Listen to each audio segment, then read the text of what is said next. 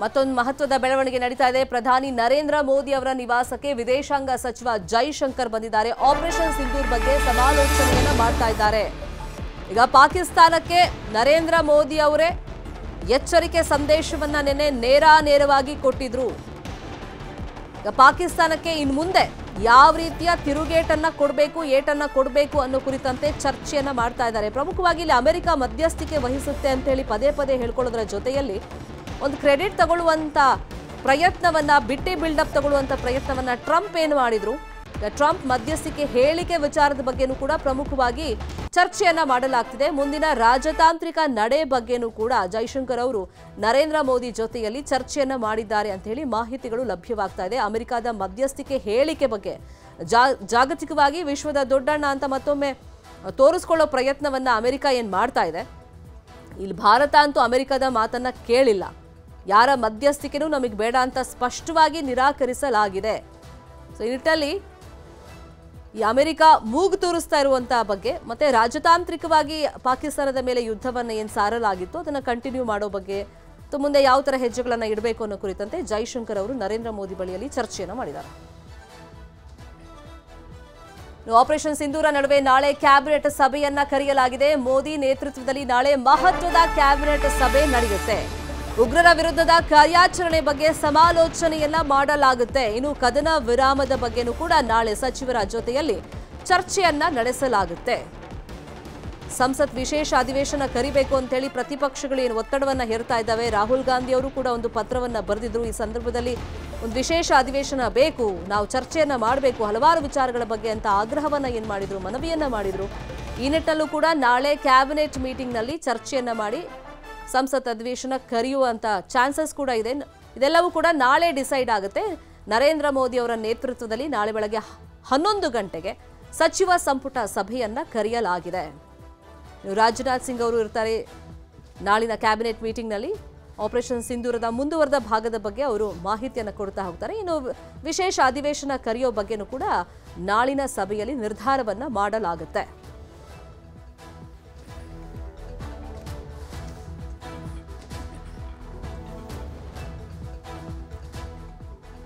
ಜಮ್ಮುವಿನಲ್ಲಿ ಉಗ್ರರ ವಿರುದ್ಧ ಕಾರ್ಯಾಚರಣೆ ಆಪರೇಷನ್ ಅನ್ನು ಮುಂದುವರಿಸಲಾಗಿದೆ. ಶೋಪಿಯಾನಲ್ಲಿ 3 ಉಗ್ರರ ಮೇಲೆ ಗುಂಡಿನ ದಾಳಿಯನ್ನ ಮಾಡಲಾಗಿದೆ.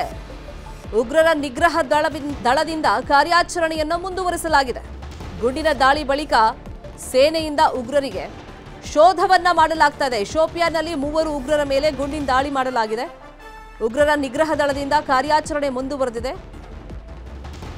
ಅಡಗಿರುವಂತ ಉಗ್ರರಿಗಾಗಿ ಶೋಧ ಕಾರ್ಯವನ್ನು ಮುಂದುವರಿಸಲಾಗಿದೆ. ಗುಂಡಿನ ದಾಳಿ ಬಳಿಕ ಸೇನೆಯಿಂದ ಉಗ್ರರಿಗೆ ಶೋಧ ಕಾರ್ಯ ಮುಂದುವರೆದಿದೆ. ಶೋಪಿಯಾನ್ಗೆ ಹೆಚ್ಚುವರಿ ಭದ್ರತಾ ಸಿಬ್ಬಂದಿಯನ್ನ ರವಾನೆ ಮಾಡಲಾಗಿದೆ. ಬಹುಮಾನವನ್ನ ಕೂಡ ಘೋಷಣೆ ಮಾಡಲಾಗಿದೆ. ಈ ಸಂದರ್ಭದಲ್ಲಿ ಉಗ್ರರನ್ನ ಗುರುತಿಸಿಕೊಟ್ಟವರಿಗೆ ಬಹುಮಾನ ಕೊಡ್ತೀವಿ ಅಂತ ಅಲ್ಲಿ ಸ್ಥಳೀಯರಿಗೆ ಒಂದು ಘೋಷಣೆಯನ್ನ ಮಾಡಿದ್ದಾರೆ.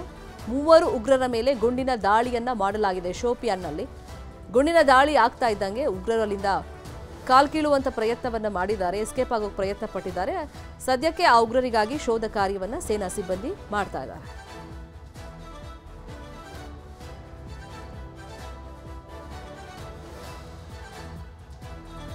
ಉಗ್ರರ ವಿರುದ್ಧ ಸೇನೆ ಕಾರ್ಯಾಚರಣೆಯನ್ನ ಮುಂದುವರೆಸಿದೆ. ಆಪರೇಷನ್ ಸಿಂಧೂರ್ ಒಂದ್ ಕಡೆ ಆದ್ರೆ ಇಲ್ಲಿ ಶೋಪಿಯಾನ್ನಲ್ಲಿ ಉಗ್ರರು ದಾಳಿ ಮಾಡುವಂತ ಪ್ರಯತ್ನವನ್ನ ಪಟ್ಟಿದ್ದಾರೆ. ಉಗ್ರ ನಿಗ್ರಹ ದಳದಿಂದ ಕಾರ್ಯಾಚರಣೆಯನ್ನ ಮುಂದುವರಿಸಲಾಗಿದೆ. ಶೋಪಿಯಾನ್ನಲ್ಲಿ ಈ ಬಗ್ಗೆ ಕಾರ್ಯಾಚರಣೆಯನ್ನ ಮಾಡಲಾಗ್ತಾ ಇದೆ.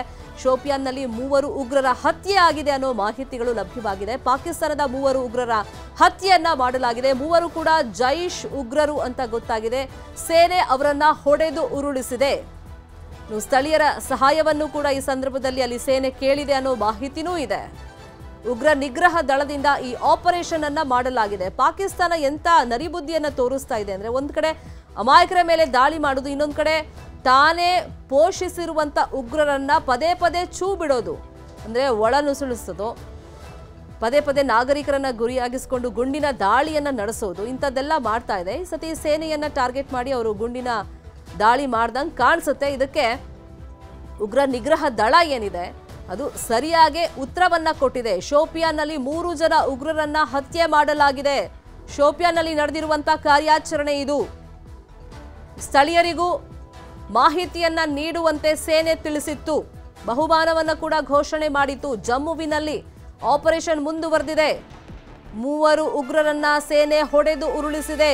ಉಗ್ರರ ವಿರುದ್ಧ ಸೇನೆ ಕಾರ್ಯಾಚರಣೆ ಸಂದರ್ಭದಲ್ಲಿ ಪಾಕಿಸ್ತಾನದ 3 ಉಗ್ರರನ್ನ ಹತ್ಯೆ ಮಾಡಲಾಗಿದೆ. ನಮ್ಮ ಭಾರತೀಯ ಸೇನೆಯಿಂದ ಹತ್ಯೆ ಮಾಡಲಾಗಿದೆ. 3 ಉಗ್ರರನ್ನ ಸೇನೆ ಹೊಡೆದು ಉರುಳಿಸಿದೆ.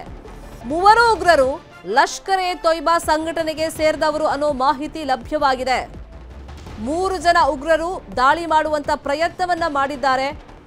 ಈ ಸಂದರ್ಭದಲ್ಲಿ ಸೇನೆ ದಿಟ್ಟ ಕಾರ್ಯಾಚರಣೆಯನ್ನು ನಡೆಸಿ ಈ 3 ಉಗ್ರರನ್ನ ಹೊಡೆದು ಉರುಳಿಸಿದೆ. ಈ 3 ಜನ ಉಗ್ರರು ಲಷ್ಕರ್ ಎ ತೊಯ್ಬಾ ಸಂಘಟನೆಗೆ ಸೇರಿದವರು ಅಂತಾನು ಮಾಹಿತಿ ಲಭ್ಯವಾಗಿದೆ. ಉಗ್ರ ನಿಗ್ರಹ ದಳದಿಂದ ಈ ಆಪರೇಷನ್ ಶೋಪಿಯಾನ್ನಲ್ಲಿ ನಡೆದಿರೋದು. ಪಾಕಿಸ್ತಾನದ 3 ಉಗ್ರರು ಈ ಸಂದರ್ಭದಲ್ಲಿ ಹತ್ಯೆ ಆಗಿದ್ದಾರೆ. ಈ ಆಪರೇಷನ್ ಸಿಂಧೂರ್ ಆದ್ಮೇಲೆ ನಿರಂತರವಾಗಿ ಉಗ್ರರ ಒಳ ನುಸುಳುವಿಕೆ ಸೇರಿದಂತೆ ಅಲ್ಲಿ ಸ್ಥಳೀಯರನ್ನ ಟಾರ್ಗೆಟ್ ಮಾಡೋದು, ಸೇನೆಯನ್ನ ಟಾರ್ಗೆಟ್ ಮಾಡಿ ಗುಂಡಿನ ದಾಳಿ ನಡೆಸುವಂತ ಪ್ರಯತ್ನವನ್ನ ಉಗ್ರರು ನಿರಂತರವಾಗಿ ನಡೆಸ್ತಾ ಇದ್ದಾರೆ. ಗಡಿ ಭಾಗದಲ್ಲಿ ಶೋಪಿಯಾನ್ನಲ್ಲಿ ಭಾರತೀಯ ಸೇನೆ ಯಶಸ್ವಿ ಕಾರ್ಯಾಚರಣೆಯನ್ನ ಮತ್ತೊಮ್ಮೆ ಮಾಡಿದೆ. 3 ಉಗ್ರರು ಲಷ್ಕರ್ ಎ ತೊಯ್ಬಾಗೆ ಸೇರಿದವರು ಇದೀಗ ಹತರಾಗಿದ್ದಾರೆ. ಇನ್ನೊಂದು ಕಡೆ ಈ ಕಾರ್ಯಾಚರಣೆ ಅಂದ್ರೆ ಗುಂಡಿನ ಕಾಳಗ ಮುಂದುವರೆದಿದೆ ಅಂತಾನೂ ಕೂಡ ಮಾಹಿತಿಗಳು ಲಭ್ಯವಾಗಿದೆ. 3ರಲ್ಲಿ ಓರ್ವನ ಹೆಸರು ಶಾಹಿದ್ ಅಹಮದ್ ಕುಟ್ಟೆ ಅಂತ ಗೊತ್ತಾಗಿದೆ. ಲಷ್ಕರ್ ಎ ತೊಯ್ಬಾ ಸಂಘಟನೆಗೆ ಸೇರಿದವರು ಇವರೆಲ್ಲ. ಪಾಕಿಸ್ತಾನದ 3 ಜನ ಉಗ್ರರನ್ನ ಹತ್ಯೆ ಮಾಡಲಾಗಿದೆ. ಶೋಪಿಯಾನ್ನಲ್ಲಿ ನಡೆಸಿರುವಂತಹ ಕಾರ್ಯಾಚರಣೆ ಇದು. ಉಗ್ರ ನಿಗ್ರಹ ದಳದಿಂದ ಕಾರ್ಯಾಚರಣೆ ಆಗಿದೆ. ಲಷ್ಕರ್ ಎ ತೊಯ್ಬಾಗೆ ಸೇರಿದ ಅಂದ್ರೆ ಆ ಸಂಘಟನೆಗೆ ಸೇರಿದಂತಹ 3 ಉಗ್ರರನ್ನ ಹೊಡೆದು ಉರುಳಿಸಿದೆ ಭಾರತೀಯ ಸೇನೆ.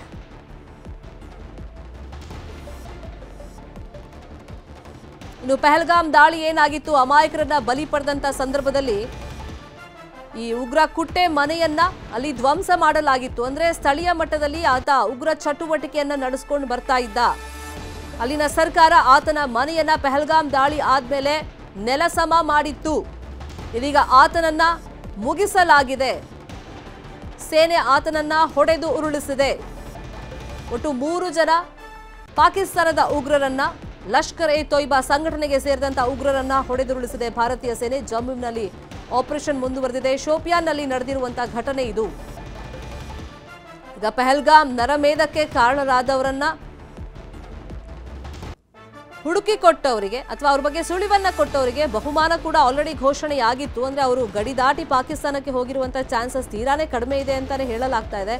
ಈ ನಿಟ್ಟಿನಲ್ಲಿ ಅವರಿಗೆ ಯಾರೆಲ್ಲ ಸಹಾಯ ಮಾಡ್ತಾ ಇದ್ದಾರೆ ಮತ್ತೆ ಈ ಭಯೋತ್ಪಾದನೆಗೆ ಪಾಕಿಸ್ತಾನದ ಉಗ್ರರಿಗೆ ಸ್ಥಳೀಯ ಮಟ್ಟದಲ್ಲಿ ಯಾರೆಲ್ಲ ಸಹಕಾರವನ್ನ ಕೊಡ್ತಾ ಇದ್ದಾರೆ, ಇಲ್ಲಿನ ಮಾಹಿತಿಯನ್ನ ಯಾರು ತಿಳಿಸ್ತಾ ಇದ್ದಾರೆ, ಸೊ ಅವರ ಹುಡುಕಾಟದಲ್ಲೂ ಕೂಡ ಭಾರತೀಯ ಸೇನೆ ಮತ್ತೆ ಅಲ್ಲಿನ ಸರ್ಕಾರ ತುರ್ತಾಗಿ ಕ್ರಮಗಳನ್ನ ಕೈಗೊಂಡಿದೆ.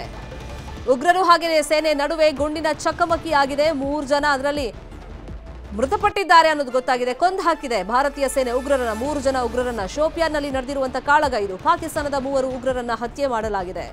ಅದರಲ್ಲಿ ಪಹಲ್ಗಾಮ್ ದಾಳಿ ಬಳಿಕ ಈ ಉಗ್ರ ಕುಟ್ಟೆ ಅಂತ ಏನಿದ್ದಾನೆ ಆತನ ಮನೆಯನ್ನು ಕೂಡ ಧ್ವಂಸ ಮಾಡಲಾಗಿತ್ತು.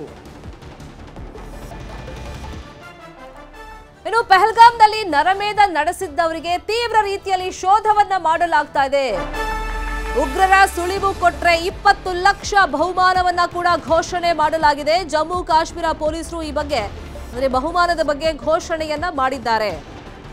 ಈಗ ಪ್ರತೀಕಾರ ಏನೇ ಇದ್ರೂ ಕೂಡ ಪಹಲ್ಗಾಮ್ನಲ್ಲಿ ಬಂದು ನೇರ ಪ್ರವಾಸಿಗರನ್ನ ಟಾರ್ಗೆಟ್ ಮಾಡಿ ದಾಳಿ ಮಾಡಿದ್ರಲ್ಲ 4 ಜನ ಉಗ್ರರು ಭಯೋತ್ಪಾದಕರು, ಇವರು ಸೆಕೆಂಡ್ ಲೇಯರ್ ಅಲ್ಲಿ ಬರ್ಬೋದು, ಇವರನ್ನ ಯಾರೋ ಛೂ ಬಿಟ್ಟಿರ್ಬೋದು, ಆದ್ರೆ ಇವರನ್ನ ಫಸ್ಟ್ ಹುಡುಕಿ ಕೊಂದು ಹಾಕಿ ಅನ್ನೋ ಆಗ್ರಹ ಪಹಲ್ಗಾಮ್ ದಾಳಿ ಆದಾಗಿನಿಂದಲೂ ಕೂಡ ಕೇಳಿ ಬರ್ತಾ ಇತ್ತು. ಇದೀಗ ಈ 4 ಜನರ ಬಗ್ಗೆ ಸುಳಿವು ಕೊಟ್ಟವರಿಗೆ 20 ಲಕ್ಷ ಬಹುಮಾನ ಜಮ್ಮು ಕಾಶ್ಮೀರ ಪೊಲೀಸರಿಂದ ಘೋಷಣೆಯಾಗಿದೆ. ಪುಲ್ವಾಮಾ ಜಿಲ್ಲೆಯ ಹಲವೆಡೆ ಈ ಬಗ್ಗೆ ಪೊಲೀಸರು ಪೋಸ್ಟರ್ಗಳನ್ನ ಅಂಟಿಸಿದ್ದಾರೆ. ದೃಶ್ಯದಲ್ಲೂ ಅದನ್ನ ಗಮನಿಸ್ತಾ ಇದ್ದೀವಿ. 3 ಉಗ್ರರ ಪೋಸ್ಟರ್ ಅನ್ನು ಅಂಟಿಸಿದ್ದಾರೆ.